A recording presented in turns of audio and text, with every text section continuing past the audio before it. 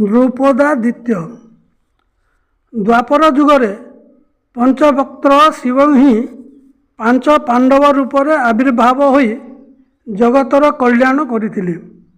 ଜଗତ ଜନନୀ ମା ପାର୍ବତୀ ଦ୍ରୌପଦୀ ରୂପରେ ଯଜ୍ଞକୁଣ୍ଡରୁ ଜାତ ହୋଇଥିଲେ। ଭଗବାନ ବିଷ୍ଣୁ ସେମାନଙ୍କୁ ସାହାଯ୍ୟ କରିବା ପାଇଁ ଶ୍ରୀକୃଷ୍ଣ ରୂପରେ ଅବତୀର୍ଣ୍ଣ ହୋଇଥିଲେ। ଥରେ ଦୁର୍ଯ୍ୟୋଧନର ଦୁଷ୍ଟାମୀ ହେତୁ ମହାପରାକ୍ରମୀ ପାଣ୍ଡବମାନେ ବିପଦରେ ପଡ଼ିଗଲେ।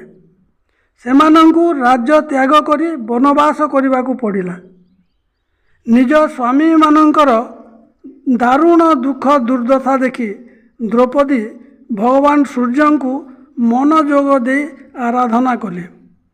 ଦ୍ରୌପଦୀଙ୍କର ଗଭୀର ଭାବଭକ୍ତିରେ ପ୍ରୀତ ହୋଇ ସୂର୍ଯ୍ୟ ଦେବତା ତାଙ୍କୁ ଦର୍ଶନ ଦେଲେ। ଏକ ଦିବ୍ୟ ପ୍ରଭାବଶାଳୀ ଅକ୍ଷୟ ପାତ୍ର ପ୍ରଦାନ କରି କହିଲେ, ଯେତେବେଳ ଯାଏ ତୁମେ ଭୋଜନ କରିବ ନାହିଁ ସେତେବେଳ ଯାଏ ଏହି ପାତ୍ରରୁ ଭୋଜନ ପଦାର୍ଥ ସରିବ ନାହିଁ। ଭୋଜନ କରିବା ପାଇଁ ଯେତେ ଲୋକ ଆସିଲେ ବି ଏହି ପାତ୍ରର ଅନ୍ନରେ ତୃପ୍ତ ହୋଇଯିବେ।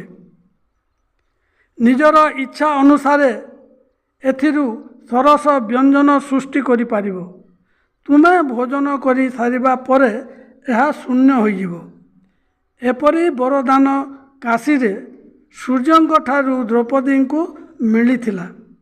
ଦ୍ୱିତୀୟ ବରଦାନ ଦ୍ରୌପଦୀଙ୍କୁ ସୂର୍ଯ୍ୟଦେବ ଦେଇଥିଲେ ଯେ, ବିଶ୍ୱନାଥଙ୍କର ଦକ୍ଷିଣ ଭାଗରେ ତୁମ ସମ୍ମୁଖରେ ସ୍ଥିତ ମୋର ପ୍ରତିମାକୁ ଯେଉଁମାନେ ପୂଜା କରିବେ ସେମାନଙ୍କୁ କେବେ ହେଲେ କ୍ଷୁଧା ହେବ ନାହିଁ।